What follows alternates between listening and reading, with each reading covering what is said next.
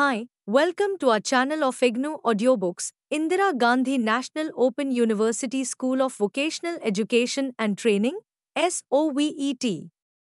Diploma in Fashion Design and Retail Program, DFDR. BFD 077 Fashion Retail Marketing Operations and Store Management. Block 1. Unit 4 Customer and Customers' Needs. Zero objectives. After studying this unit, you will be able to differentiate between customer and consumer, define needs and goals in the context of consumer behavior, explain need systems, specifically, identify the components of Maslow's need theory, and offer a critique of needs theory. Describe the major theories of needs and apply them in consumer behavior. Describe the factors that determine customer needs and wants. Explain consumer emotions and consumer self-concept. Describe consumer personality traits and apply their meanings to retail. 3.1 Introduction. The terms customer and consumer are often used interchangeably in the marketing texts. However, one should be clear about the difference which exists between the two terms. A customer is one who buys things from a manufacturer, seller, any other party. He, she, it may or may not actually use the product.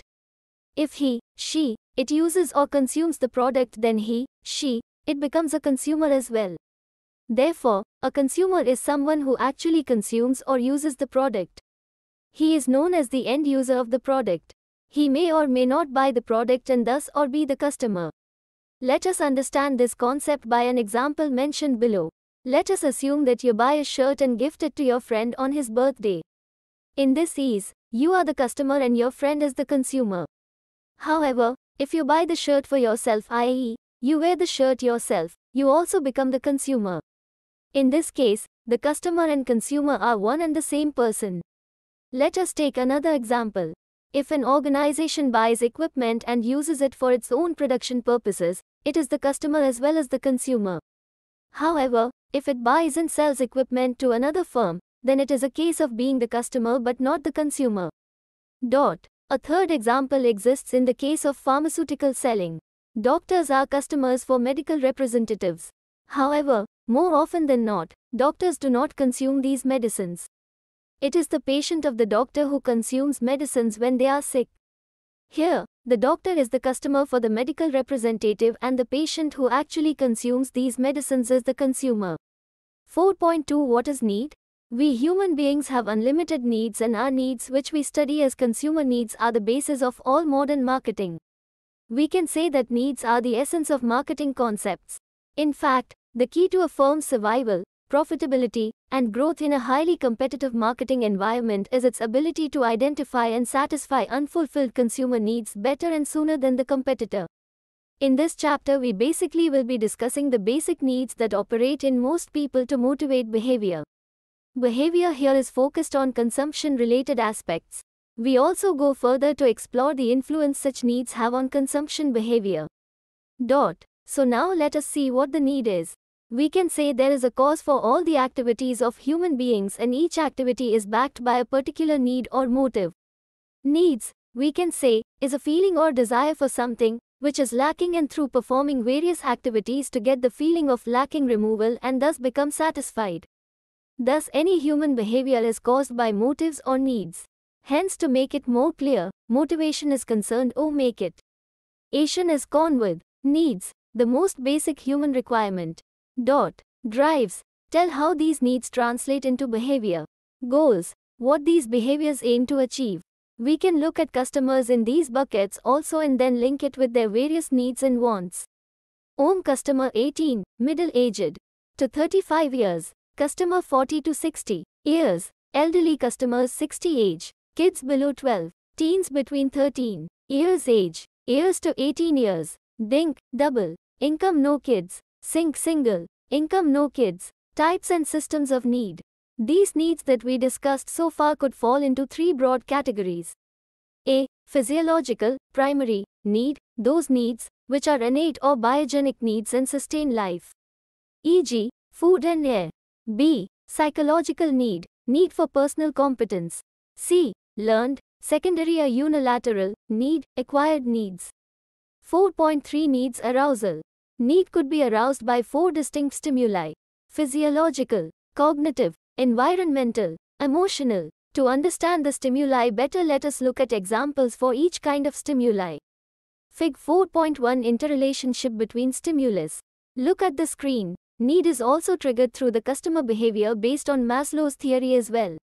Figure 4.1 Interrelationship between stimulus and need arousal. 4.4 Goals. Goals are known as the sought-after result of motivational behavior. Goals may be generic or specific. Selection of goals. For a given need, choice of the goal to satisfy the need will depend on a number of things. Personal experience, social and cultural norms and values. Personal norms and values, physical and/or intellectual capacity, accessibility of goal, self-image. Let us mention here a very popular theory which links needs and drives with goals. This theory is known as Hull's drive reduction theory. Let us look at the figure 4.2. Fig 4.2, a simple view of Hull's drive reduction theory. Look at the screen. As we can see above in figure 4.2, a need will give rise to a drive and the resulting behavior will be aimed at reducing the drive and thereby the need. According to Hull, the drive reduction act or the act of reducing the drive will reinforce the drive reducing behavior, whereby it is likely the behavior be repeated again in case of recurrence of the need in the future. We can also explain this concept as shown below in figure 4.3. Example. Let us take an example to understand this well. Suppose you are out in the sun and feeling thirsty. Your behavior will be to seek and find out the nearest source of refreshment, a small restaurant perhaps. Going by Hull's theory, it is most likely that you will prefer to drink a cool drink, which has satisfied your thirst in the past, Pepsi, for instance. You may also go for something similar like Coca-Cola, or try something new. If this new option is found to be satisfactory, then it is likely to be selected next time you are thirsty. 4.5 Needs and wants. Now that we have a fair idea of what is needed, let us look at the difference between need and want, although we use the two terms interchangeable at times. So, what is the difference between need and want? A need is an unsatisfactory condition of the customer that leads him or NER that leads him or her to an action to make the condition better, e.g., the need for food. A want is a desire to obtain more satisfaction than is absolutely necessary to improve an unsatisfactory condition, e.g., the desire for that food to be chocolate. Let us now see what exactly determines needs and wants. So, what determines customer needs and wants? Figure 4.3, a comparison of the determination of the needs and wants. Look at the screen. What determines customer needs? 1. Personal characteristics of the individual. Genetics, the branch of science dealing with heredity and chemical and biological characteristics, e.g., food allergies. Biogenic, characteristics that individuals possess at birth, e.g., gender and race. Psychogenic, individual states and traits induced by a person's brain functioning, e.g., moods and emotions. 2. Physical characteristics of environment, climate, including temperature, attitude and rainfall, e.g., winter versus summer clothing. Topography refers to the physical condition of the location, e.g., mountain bikes in certain terrain. Ecology, including quality of air, ozone layer and food chain, e.g., sun protection and allergy medications. What determines customer wants? 1. The individual context, personal worth or the financial resources available to the individual, e.g., luxury versus budget cars. Institutional context, the group and organizations that a person belongs, e.g., teen clothing styles. Cultural context, the influence of a customer's culture and cultural values, e.g., ethnic foods versus junk modern foods.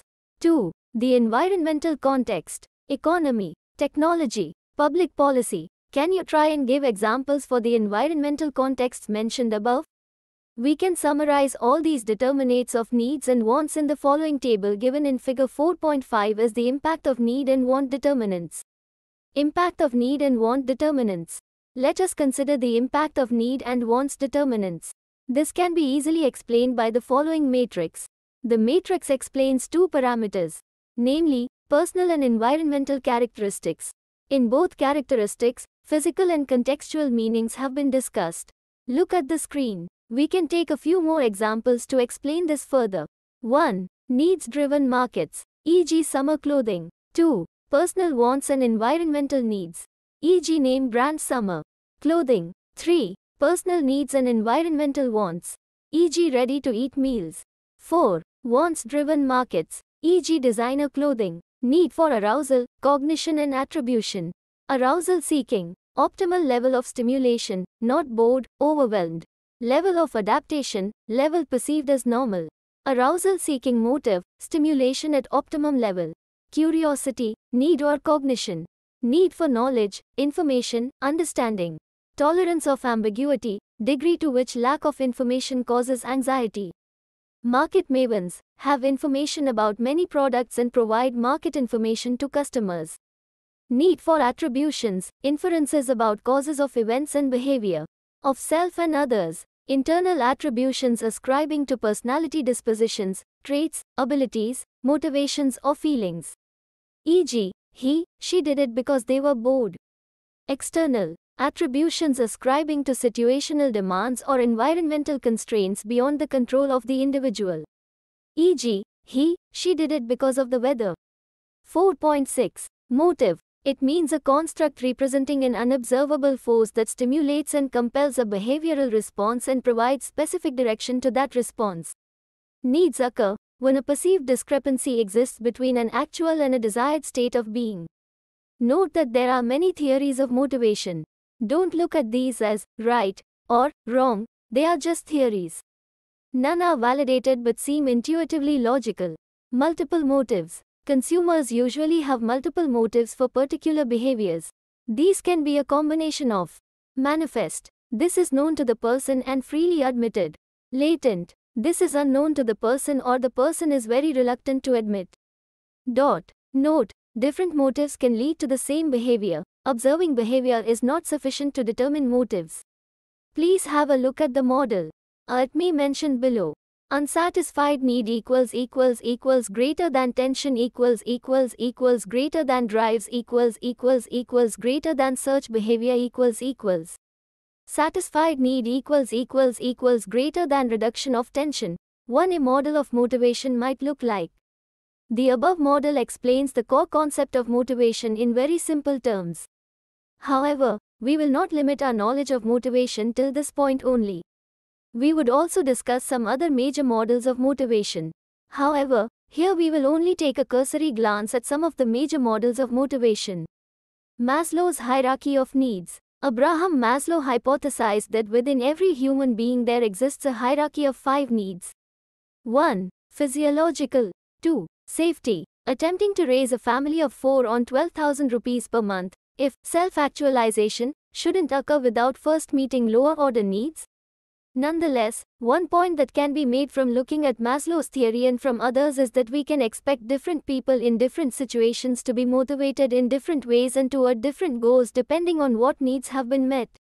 That is, while the specific factors of Maslow's idea are not valid in all situations, the idea that motivation can work in a hierarchical fashion is a valid concept.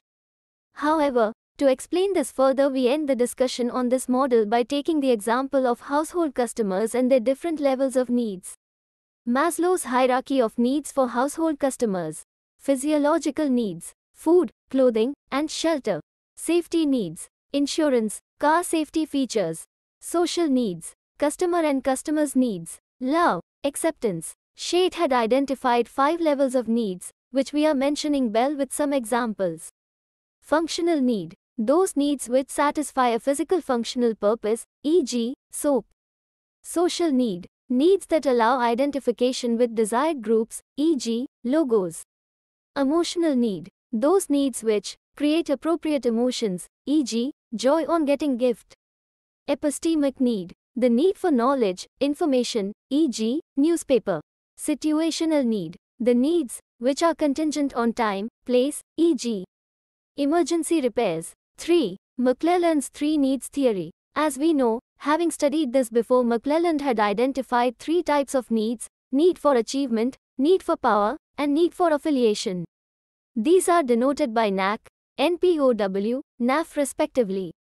Let us discuss them very briefly. NAC, need for achievement, drive to excel, drive to achieve in relation to a set of standards, to strive to succeed. NPOW, need for power, the need to make others behave in a way that they would not have otherwise. NAF, need for affiliation, the desire for friendly and close interpersonal relationships. High NAC, some people like goals, some do. These people are high achievers. They are not gamblers. They avoid very easy or very difficult tasks. Low odds of losing present no challenge to their skills. High odds of losing offer no rewards from happenstance success. Get most satisfaction from 50 to 50 odds. High NPOW. These people like being in charge. More interested in the prestige of power than in effective performance. High NAF. These people strive for friendship. Prefer cooperative rather than competitive situations. Desire relationship with a high degree of mutual understanding. McClelland's idea suggests why it is that different people behave in different ways. We all have more or less a need on some of these factors, making each of us motivated toward different personal goals. People who have a higher knack would probably make better entrepreneurs or salespeople and be lousy team players. People who have a higher NPOW would probably make better leaders but could be obnoxious, arm twisters, as salespeople. People who have a higher NAF would probably make the best team players but would lack the self-drive to be salespeople running their own territory. The point of this is to note that different people have different personalities. 4.7 Customer emotions. Emotions. We can say that emotions are consciousness of the occurrence of some physiological arousal followed by a behavioral response along with a praised meaning of both. Schachter's two-factor theory says, experience of emotion depends on automatic arousal and its cognitive interpretation. Marketers respond by designing the stimulus to fit appropriate consumption emotions and aiding in message appraisal. E.g., symbolism in advertising. Types of emotions. Plutchak proposed 8 primary emotions. Fear, from timidity to terror. Anger, from annoyance to rage. Joy, from serenity to ecstasy. Sadness, from pensiveness to grief. Acceptance, from tolerance to adoration. Disgust, from boredom to loathing. Anticipation, from mindfulness to vigilance. Surprise, from uncertainty to amazement. Other emotions are combinations, e.g., joy and acceptance combine as love, disgust and sadness combine as remorse. Let us read the following section on needs, self-expression, and consumer behavior and try to assimilate and synthesize the concepts. 4.8. Needs, self-expression, and consumer behavior. Needs, motivation and personality are related concepts and it would be appropriate to consider them together in a practical context. Need is a state of deprivation. Motivation is the drive which propels a person towards achieving his goals, and personality is a set of inner characteristics which enable a person to decide how he or she should respond to the environment. Motivation and personality could be linked. A person with a high degree of confidence may be assertive. There are several theories on personality. Freudian theory assumes that the behavior of individuals would be based on unconscious needs and drives. According to this theory, the human personality consists of 3 parts: id, ego and superego. The id is the component, which consists of impulses and primitive instincts, which urge the individual to move towards immediate gratification. A number of product categories which may not have well-defined functional attributes, and which are oriented towards sensual pleasure formulate communication, which may appeal to the id part of the personality. Perfumes, cigarettes and liquor are some categories, which make use of the approach. Black Knight and Bacardi brands are examples, which have adopted this route to communication. There are 2 kinds of needs, primary and secondary. Primary needs are associated with physiological needs such as thirst, hunger and sex. Secondary needs are acquired needs like sense of belonging, status and self-esteem. Consumers may not consciously know their secondary needs, and it is in this situation that the symbolism associated with brands could appeal to consumers. Louis Philippe, Van Heusen, Park Avenue in apparel, Mercedes in automobiles and Fastrack in watches are some examples which reflect the symbolism in brands. Consumers, by associating themselves with these symbolic brands, are able to gratify their psychological needs. Research methods are required to probe into such needs of consumers. Liril soap was launched in the 70s after a research agency researched and found that housewives had a distinctive need for fantasizing. This was captured in the advertisement for Liril, waterfall, freshness, denoted by green, and the indulgence of the model in the advertisement.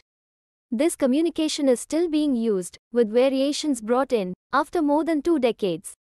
Multiplicity of needs. Normally consumers have more than one need, and analyzing the multiplicity of needs, with their importance, could provide insights for marketers. A buyer of no-frill Maruti may be interested in the brand because of its low price, fuel economy and adequate comfort. But low price could be the prepotent need, which could take the brand into the consideration set of consumers. Types of goals. Goals can be positive or negative.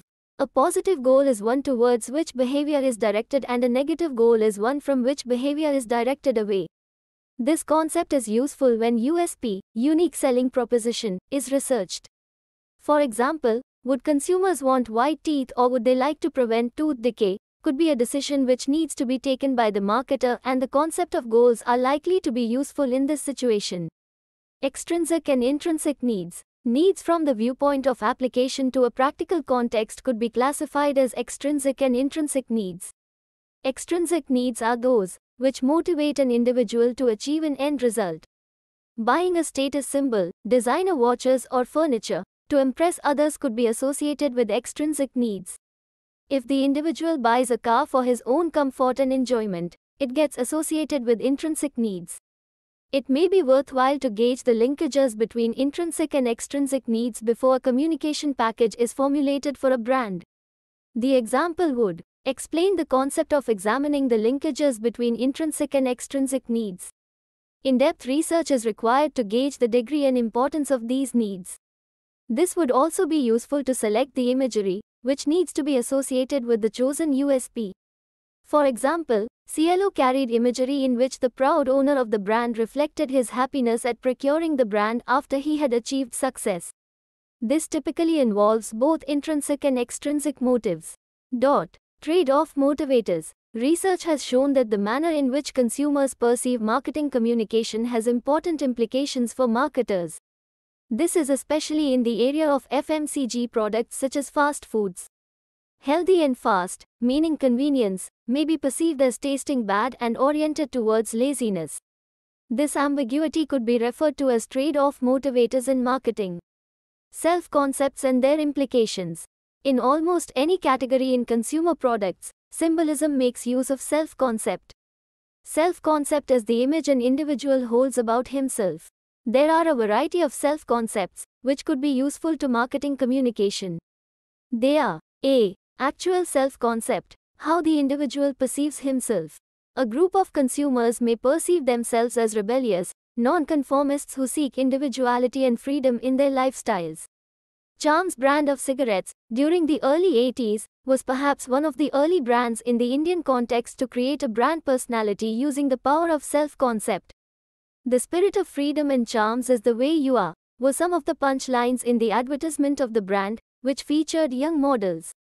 In order to add to the claims about freedom, they had packaged the brand in the pack, which carried a denim type of design.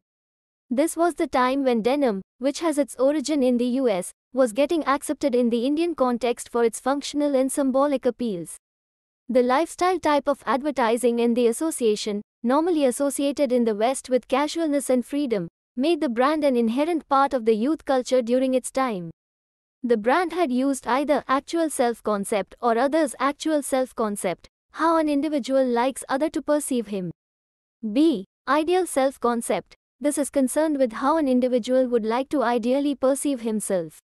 There is a thin line of difference in that ideal self-concept has an overtone of futuristic aspiration in it, more deeper than an active self-image. The individual perceives the ideal image of himself or herself based on his aspiration needs, and this would depend on the individual's status, financial and educational, childhood upbringing, environmental exposure and personality traits. An upcoming businessman may buy the Lacoste brand of apparel, which is associated with the profile of a globetrotter, club membership, some kind of exclusivity and perhaps certain upmarket sports.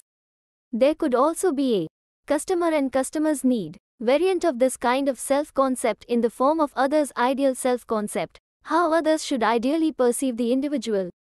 The individual may use status symbols to impress others' ideal self-concept, but may resist from using them whenever there is a situation where the individual feels others do not matter, personal discretionary time, leisure etc., vis-a-vis professional work. Marketers could use such psychographic information with time styles, how individuals spend their time, to come up with appropriate appeals for products and services. Vacation and weekend cars are examples of categories where these kinds of orientation are likely to be useful. C. Expected self-image. This kind of image is between actual and ideal self-images. It is likely to be useful to marketers because changing the self-image radically towards the ideal image would be difficult, and expected self-image is one which consumer could identify with.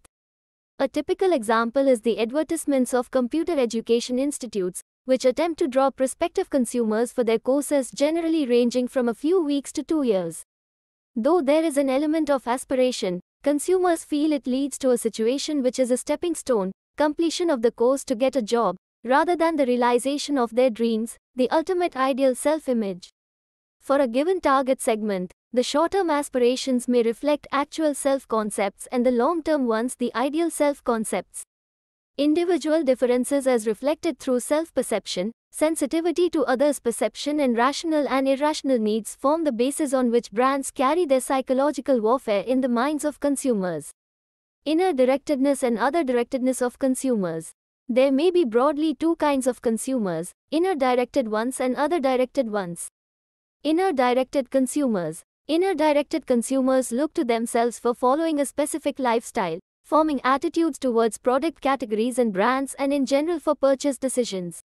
Other directed consumers are influenced by their peers, neighbors, and by groups with which they interact on a regular basis, or by aspiration groups.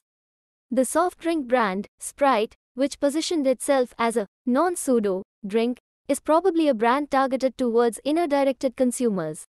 Other directed brands are those which strongly emphasize the group or symbolize others' self-concept. Gold Flake and Bacardi are examples. Personality traits and their applications. Traits are enduring and distinguishing. Characteristics that differentiate one individual from the other are helpful to marketers in a variety of ways. Let us discuss some of these traits and look for their application. Consumer innovativeness. This aspect of personality may be useful to both FMCG products and durables. It enables marketers to identify and target consumers who would be receptive to new product categories.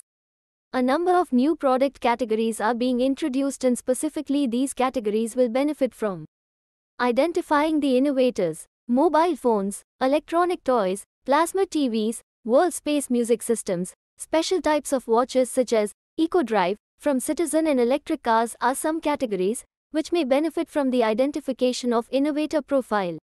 Innovators would also form a good base of consumers who would spread the word about the category or brand. There is a need to ensure that innovators are not only satisfied with the product but also with the service that is packaged with the product. It may be worthwhile for marketers to find out if these types of consumers perceive the benefits offered by a new category of products. For instance, products such as a 3-in-1, which comprised a transistor, tape recorder, and record player, introduced in the early 70s, did not catch on even though a few innovators bought this product. With a narrow plane of differentiation existing in the cola market, a brand could come out with a cola fortified with vitamins, and the success of such a product would depend on the perception of innovators. Consumer ethnocentrism. Ethnocentrism is the tendency of a consumer to prefer products made in his/her country, vis-a-vis products made in a foreign country. The Rough and Tough jeans brand is a good example of a brand attempting ethnocentrism. Jeans as a category are of foreign origin, and consumers have been used to a number of foreign brands. Indian Mills, which launched Rough and Tough, found that aspiration levels of consumer groups in semi-urban towns with regard to the product category were high, but their affordability only permitted them to buy jeans, which were clones, duplicates of well-known brands and of inferior quality. There was a need for a good quality jeans brand at affordable prices. Rough and Tough was launched with a celebrity, and the brand followed this up with a campaign, which emphasized the ethnicity of the brand. The campaign was effective in removing the perception that only foreign brands were associated with the category. Bajaj launched the Hamara Bajaj campaign in the 90s when it found that competitive brands were making a dent in its share. The campaign made use of the popularity of the brand throughout the country, not only in urban areas in which the presence of competitive brands was felt. The problem of grey markets in categories such as cigarettes, perfumes and consumer electronics could be effectively tackled by using ethnocentrism, variations of the concept. A grey market is one in which smuggled brands, though original, are made available through illegal channels of distribution. If a foreign company has a manufacturing or a collaborative arrangement in the country, it could highlight this aspect in the brand communication and thus develop a favorable attitude for the brand. Consumer optimum stimulation level. The intensity of physical or mental or sensory activity in individual experiences could be referred to as stimulation level. Due to the differences in personality factors and lifestyles, individuals vary in the stimulation levels they experience. Individuals with a high level of stimulation are likely to find ways to reduce the stimulation levels, and individuals with a low level are likely to make attempts to increase their level of stimulation. The marketing implication could be explained through a typical example involving the customer and customers' need selection of a vacation that could range from adventure-filled ones to those which offer tranquility and peace. Another application of stimulation levels could be that associated with the management of product lines in FMCG categories such as biscuits, chocolates, toothpastes and even cigarettes. One of the objectives of launching variants, in the form of flavors and tastes, is to ensure that consumers do not change the brand. It may be worthwhile for a brand to find out through research if loyal consumers need variety to gratify their stimulation levels. Revenue from variants would have to be carefully managed for product line profits, and stimulation levels of consumers may be a useful point to be taken into consideration. Consumer dogmatism. This refers to a trait which is responsible for the individual's resistance whenever the information provided to the individual is not in tune with his/her beliefs, degree of rigidity towards beliefs not in tune with these beliefs. Consumers who have a low level of dogmatism are likely to be more open to marketing communication than those who have a high level of dogmatism. Exploring the cognitive aspects of attitude among the target segment could be very useful to marketers, especially before they formulate the communication for a brand. The usefulness will be more pronounced for a new concept product. For instance, among the target segment for water purifiers, there may be a set of consumers who strongly believe that the process of purification is likely to be hazardous to health and that the end benefit of purified water could be obtained through a brand of water filter. This kind of belief has to be carefully dealt with using a combination of promotional methods, advertisements, personal selling and perhaps demonstration with sophisticated methods and research data. Permission marketing, which involves creating an involvement from the consumer's end, is likely to be effective in providing a foundation to communicate with the consumer and slowly reduce the intensity of dogmatism. From among the target segment for the product, water filter, it may be useful to gather data on how many would be interested in obtaining information on the brand, which would also include the kind of information which will address wrong beliefs. If the brand is able to communicate effectively with this cross-section of consumers, there are chances that word of mouth could take over and spread to other consumers in the target segment. This approach is likely to be more effective than a high-visibility campaign, which directly attacks the set beliefs held by a cross-section of consumers. A spate of advertisements, if used, may become counterproductive if they generate counter-arguments in the psyche of dogmatic consumers. Consumers may feel that the brand is attempting to force itself on them by the sponsorship of a blitzkrieg. The qualitative aspects of personality-oriented concepts offer several creative avenues for marketers. 4.9 Let us sum up. Customer is someone who purchases the product, whereas a consumer is the one who actually uses the product. A consumer is also known as the end user of the product. Thus, it should be clear that a distinction needs to be made in the two. Needs are basic human requirements. Needs are the essential requirements which must be satisfied for survival, e.g., need for food, water, air, shelter, etc. However, needs are not only restricted to basic needs, and in the study of consumer behavior, we can stretch the classification of needs as primary and secondary needs. Secondary needs are also known as acquired needs. We learn these needs in response to the environment within which we live. There are a number of reasons which can give birth to needs. These are physiological, cognitive, environmental, emotional. Goals are known as the sought-after result of motivational behavior. Goals may be generic or specific. Selection of goals depends upon certain factors. For a given need, choice of the goal to satisfy the need will depend on a number of things which are as below. Personal experience, social and cultural norms and values. Personal norms and values, physical and/or intellectual capacity, accessibility of goal, self-image. The unit discussed the relationship between needs and wants. We also discussed the factors determining customer needs and wants. Motives mean a construct representing an unobservable force that stimulates and compels a behavioral response and provides specific direction to that response. Motives can be multiple in nature and existence. The unit discussed some theories on motivation. The discussion of these theories makes it easy for us to understand how consumers would likely behave under given circumstances.